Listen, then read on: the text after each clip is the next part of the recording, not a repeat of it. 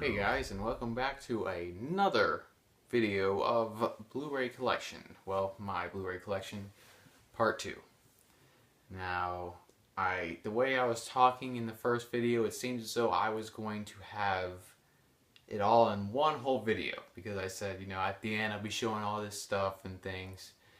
But I ran out of storage on my phone, which is what I take these videos on, and since I made the first part of this video, which was actually a week ago, I uploaded it a couple days ago. It's been a while since I got back to doing this, so that's why I got a little hair on my face, and I got some new clothes here on my body. But we are going to get down to some more Blu-rays I got. Are you entertained? Well, I think I am. Gladiator.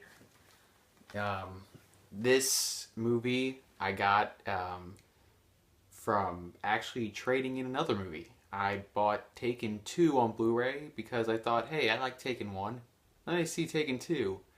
Well, I immediately regret that decision, and thankfully it was broken, so I had to take it back, and I was able to buy something with the same price, so I got Gladiator. And gosh, it is so much better.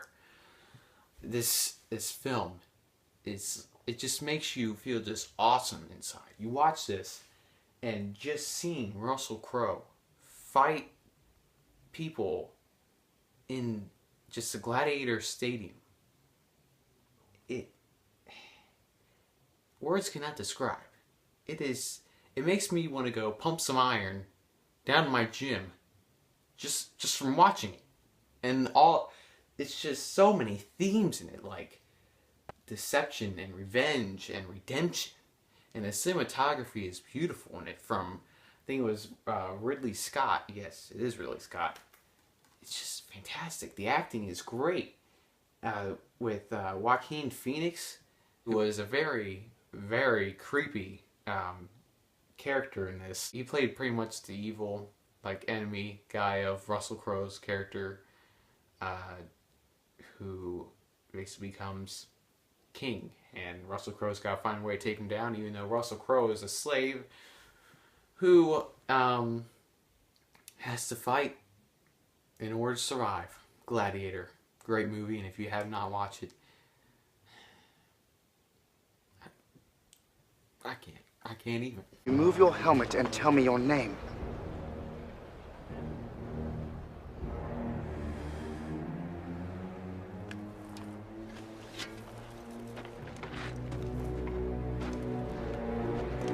My name is Maximus Decimus Meridius, commander of the armies of the North, general of the Felix Legions, loyal servant to the true Emperor Marcus Aurelius, father to a murdered son, husband to a murdered wife, and I will have my vengeance, in this life or the next.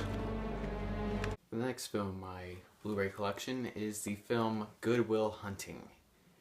Now, this is a very fantastic release that I picked up, and just discussing about this movie, it has to have one of the best screen rights I have ever seen in a film. There's so many themes, so many relationships, so much character development in this film that it's just mind-blowing. I mean, Matt Damon and Ben Affleck are geniuses coming up with this thing, and to be acted by such a great cast is even better. Robin Williams, he did a great job as Matt Damon's therapist who helped him through his difficult time. In case y'all don't know what this movie is about, Matt Damon plays a boy or a young man named Will Hunting, and he is very smart. The thing is, he can go on and do many great things in his life, but he chooses to stay in his town and do really nothing because he feels like he can't accomplish anything. And Robin Williams has to help him see that he could do more than he thinks. What's this? Good taster's choice moment between guys? This is really nice. You got a thing for swans? Is this like a fetish? It's something like maybe we need to devote some time to? Thought about what you said to me the other day about my painting. Stayed up half the night thinking about it. Something occurred to me. I fell into a deep, peaceful sleep and haven't thought about you since. You know what occurred to me? No. You're just a kid. You don't have the faintest idea what you're talking about. Why, thank you. It's all right. You've never been out of Boston. Nope. So if I asked you about art, you'd probably give me the skinny on every art book ever written. Michelangelo. You know a lot about him. Life's work, political aspirations, him and the Pope, sexual orientation, the whole works, right?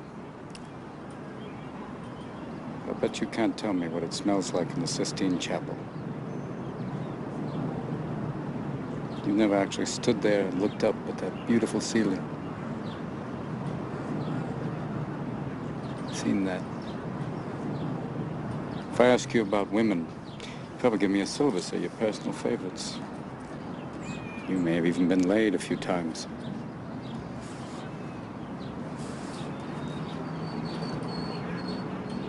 But you can't tell me what it feels like to wake up next to a woman and feel truly happy. You're a tough kid. This is a great film, and it has like some of the most realistic interactions between friends I've ever seen in a film, because quite a bit of movies tend to over-exaggerate how kids act nowadays, but this one, it really captures the essence of young people and how they act and how they're really dirty and things. But this is just, it's such a great film, and I recommend everyone to watch it. It's just amazing. Y'all wizard Harry. Harry Potter. What is this doing here? Goblet of Fire and not the first one? Well, guys, I gotta tell you this. Goblet of Fire, the fourth movie in the Harry Potter franchise. Why am I showing this first? Well, you see, I don't own the first one on Blu-ray, but I've seen it over 50 times on DVD that I don't think it's on the top of my charts right now. I mean, yes, I'm a completionist. I want to complete this franchise on Blu-ray because I actually do love these films. But for right now, you know, I mean, if it's for $5, maybe $6, I'll get it. I don't want to pay, like, overpay for the first one because I've seen it so many times. But anyway, on topic here, Goblet of Fire, I mean, it's a great release. Something about these Harry Potter movies, all of them, they are pretty long in story, but they have such different way of storytelling. Like, all this stuff seems original that goes on here. And The Goblet of Fire is a very entertaining movie because just seeing Harry and his friends or rivals go through all these different games, it's like the Hunger Games before the Hunger Games even came out. It was a very good release, and I had a fun time watching it, and seeing this on Blu-ray was just fantastic. Recommend you all see that. And for those of you Twilight fans, it does have Robert Pattinson in it. I think it's his whole name. Let me read this real quick. Well, his name is not on here, but I'm pretty sure it's Robert Pattinson. Next two Blu-rays in my collection I'm going to show all at once here. It is Harry Potter and the Deathly Hallows Part 1 and Harry Potter and Deathly Hallows Part 2. Now, funny story about these things. I got these around the same time as Goblet of Fire, and they are both great films. Deathly Hallows Part 2 has to be the best film in the franchise. And of course it has to be its last. And it's the second film of Harry Potter I've actually seen in theaters. The first one I saw is Order of the Phoenix. To watch this, I spent a week or so having a marathon of the Harry Potter films just so I could catch up, because whenever I saw Order of the Phoenix, I only saw the first Harry Potter, so you can imagine how lost I was. Anyway, these are just great films. The climax in this and seeing how it all just comes together is just great. And the storytelling on this, just like Goblet of Fire, it is very entertaining, very original. And to see Lord Voldemort face off against Harry in this final battle that everyone's been waiting for, it's cool to watch. Final scene. It's all in slow motion, it's all fun, it's all great. I mean, for those of you just getting into Harry Potter, I mean, it won't be a long wait, but for those who have been with the books, with the movies, they had to wait a very long time for this. I recommend that you guys at least try out one of these Harry Potter films. You may like them. And next film, my Blu-rays, you could take it any way you want, but I am number 4. Now, this movie I thought was enjoyable. Now, it's directed by a guy from Disturbia again, which is DJ Caruso, and same guy directed Eagle Eye, which I talked about before, and it felt like a Smallville type thing, but in movie form. And for those of you who've seen Smallville and seen this, you could probably agree with me. It felt, I don't know, I mean, I thought it felt in a way something new off of a concept that's already been said and done quite a bit. But, I mean, I had a fun time watching it, and I'm pretty sure a lot of the reason why I like this goes to my age, and I'm pretty sure by the time I get around, let's say in my late 20s, maybe early 30s, I probably won't like this as much as I do now. I can already see that coming in the future, and that seems pretty bad, but I don't know, it's probably one of those guilty pleasure movies. I thought it was good, and it was produced by Michael Bay, so for all you Michael Bay haters, you all probably want to steer clear of this. I mean, look, there's an explosion right on the bottom of here, but I like Michael Bay, so just hate on me all you want.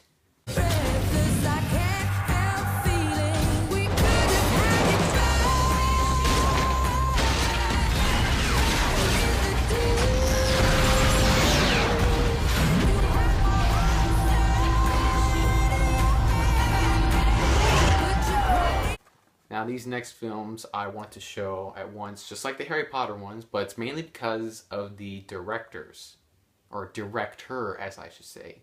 And that director is Christopher Nolan. And what the movies I want to show is Inception and Interstellar.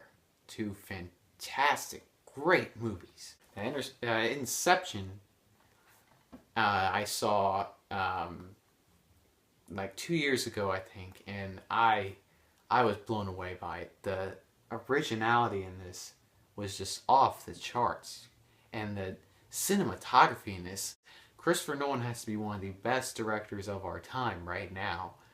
It's just the way he captures a scene is it's beautiful in cinematography.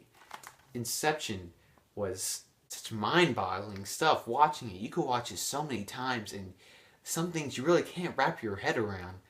And the special effects in this were phenomenal. The acting was great.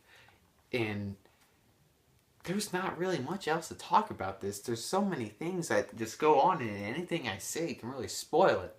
For those of you who don't know, it's what it is. It's about this man played by Leonardo DiCaprio, who what he does for a living is go inside people's minds and steals an idea from them and gives it to someone that wants an idea, and they want to go for the people that have the best ideas in their head.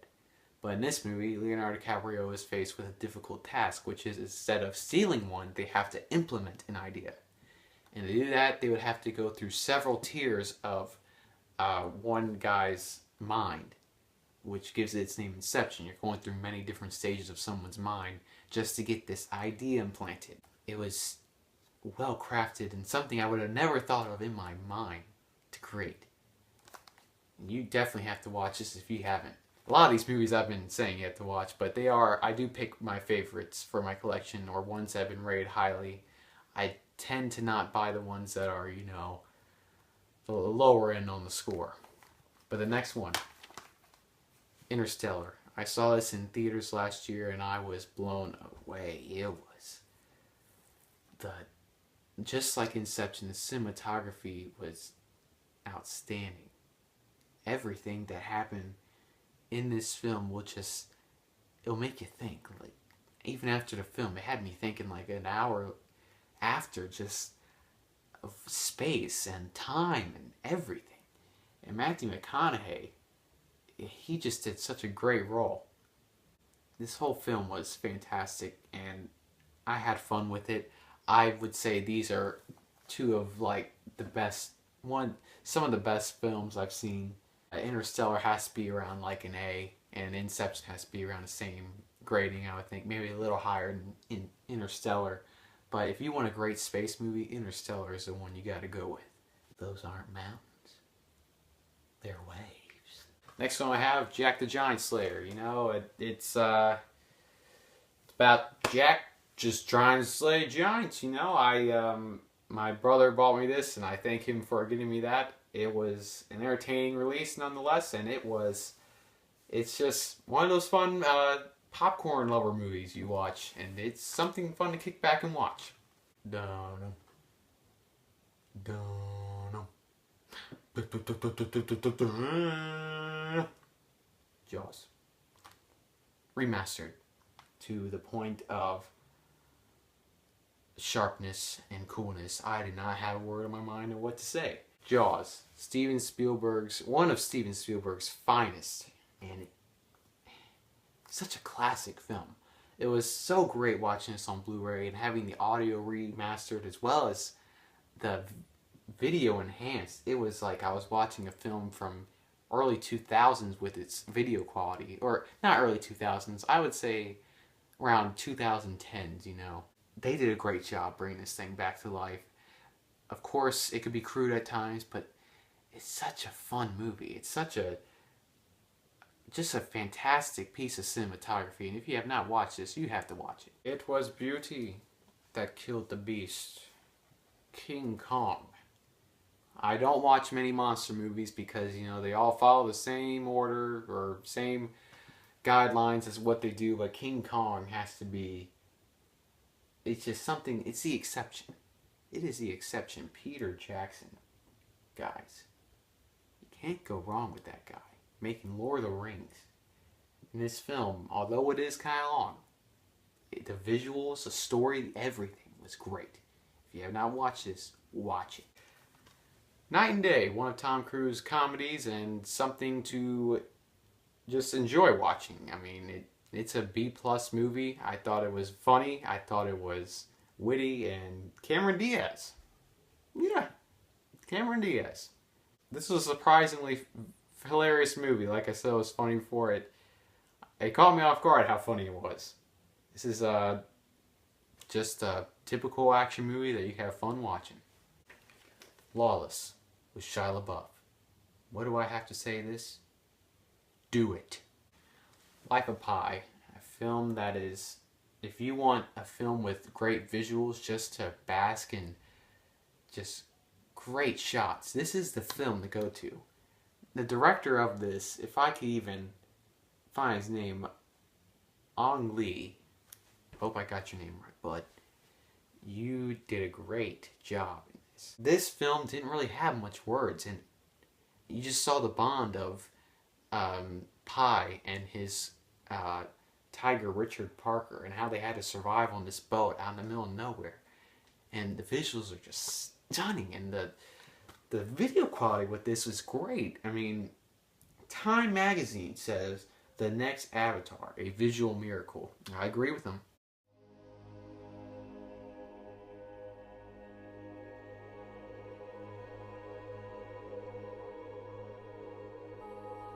My name is Pai Patel.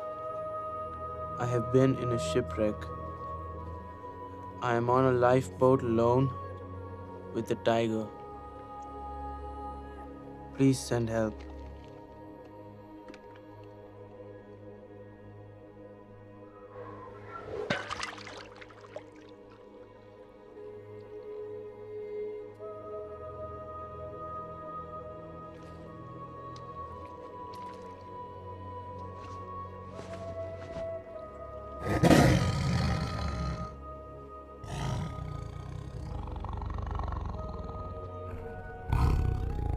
This is just something to just sit back and just watch.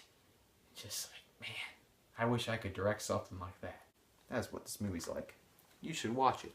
Another Tom Cruise movie that I very much enjoy, Minority Report. And the show, I don't watch that because it doesn't have Tom Cruise in it.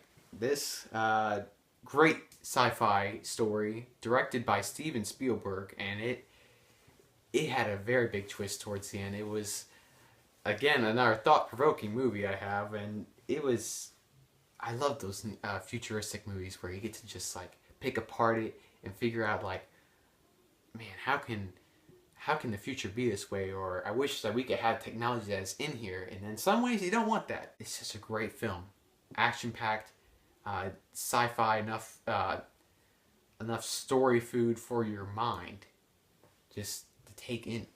I want to show all 4 of these at once because I can. Now they are the Mission Impossible 1, 2, 3, 1, 2, 3, and Ghost Protocol. Now the order in which I like these films, and I am a Mission Impossible fan. I saw Rogue Nation over the summer, and it was a very fun, great film. The order I would say these things are in, there's some of Tom Cruise's like most memorable films. I would order it in Ghost Protocol is the best.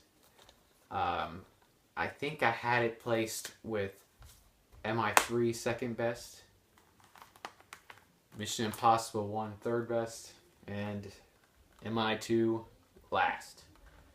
This was a disappointing movie, and it's probably the only Tom Cruise movie I've seen so far that I didn't necessarily like.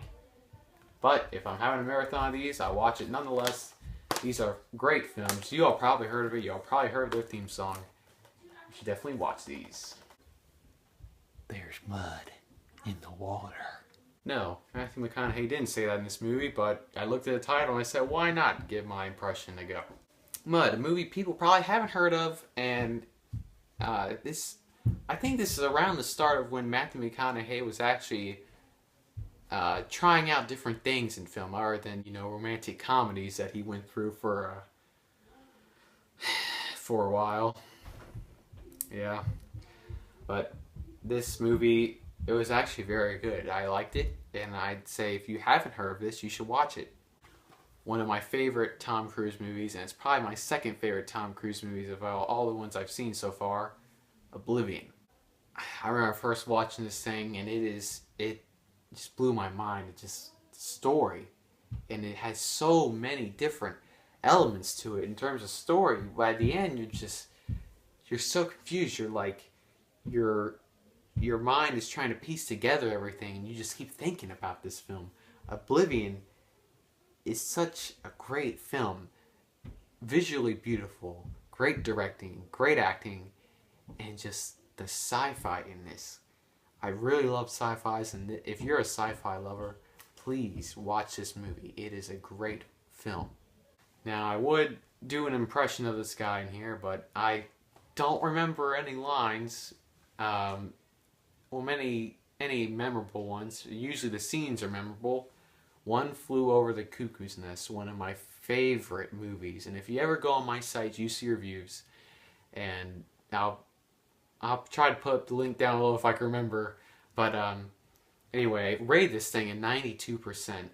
But now thinking back on it, I think I would rate it around like an A+, like probably a 98 or 99. This movie has to be one of my favorite movies to watch. I read the book, and it followed the book very close. Like, there was only probably a few things they tweaked, but it's probably in terms of how they could fit it as a film, in terms of directing style and things, camera angles. This has to be one of Jack Nicholson's best films. It's One Flew Over the Cuckoo's Nest. It's funny, it's dark, it's weird.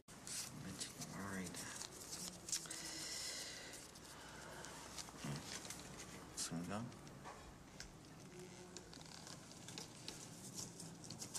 Thank you.